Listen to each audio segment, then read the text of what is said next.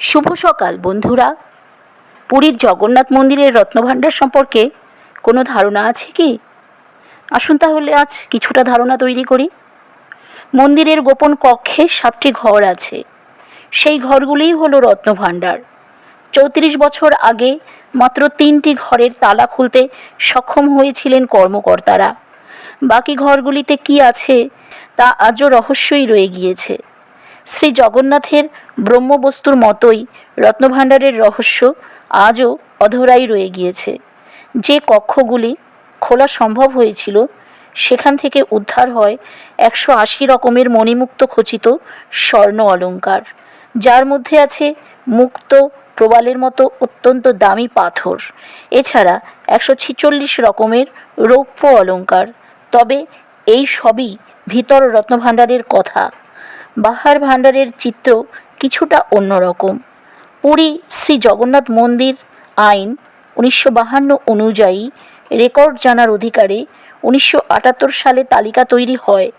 সেই তালিকা অনুযায়ী বাহার ভাণ্ডারে 150 রকমের স্বর্ণ অলঙ্কার আছে, যার মধ্যে 3টি স্বর্ণহার আছে, যার একটির ওজন প্রায় 1.5 কেজি।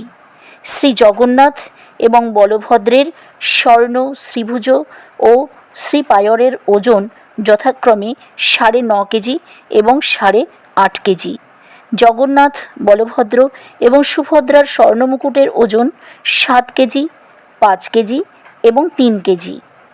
1978 সালের 13 থেকে 23 মের মধ্যে পুরী মন্দির প্রশাসনের তৈরি হিসাব অনুযায়ী মণিমুক্ত খচিত 120 কেজি 831 গ্রাম স্বর্ণ অলঙ্কার, 220 কেজি 153 গ্রাম রৌপ্য অলঙ্কার, রূপোর বাসনপত্র সহ বিভিন্ন দামি বস্তু রত্নভাণ্ডারে পাওয়া গিয়েছে।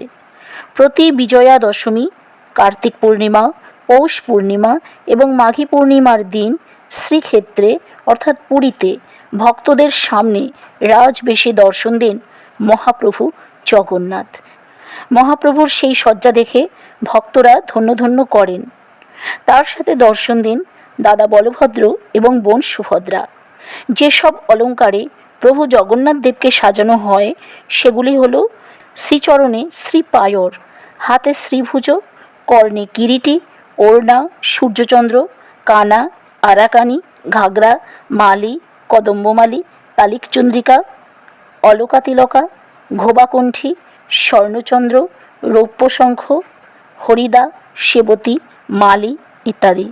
দাদা বলভদ্রের অঙ্গে থাকে শ্রীপায়র, শ্রীভুজ, শ্রীকিরীটি, অধ্যয়নী কুণ্ডর, সূর্যচন্দ্র, আরাকানি, কদম্বমালি, তিলকচন্দ্রিকা, হল, মুসল, বহরামালি ইত্যাদি। সুভদ্রার অঙ্গে থাকে শ্রীপায়র, শ্রীভুজ, কিরীটি, ওড়নামালি, ঘাগরামালি, কানামালি, সূর্যচন্দ্র, আরাকানি, সেবতীমালি, তরাগী ইত্যাদি।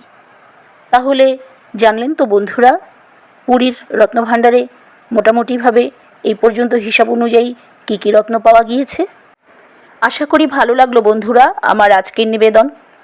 আজকের নিবেদনে যে সমস্ত তথ্য আমি এখানে দিয়েছি সেই সমস্তই আমি সংগ্রহ করেছি সোশ্যাল মিডিয়া থেকে। ধন্যবাদ সোশ্যাল মিডিয়াকে।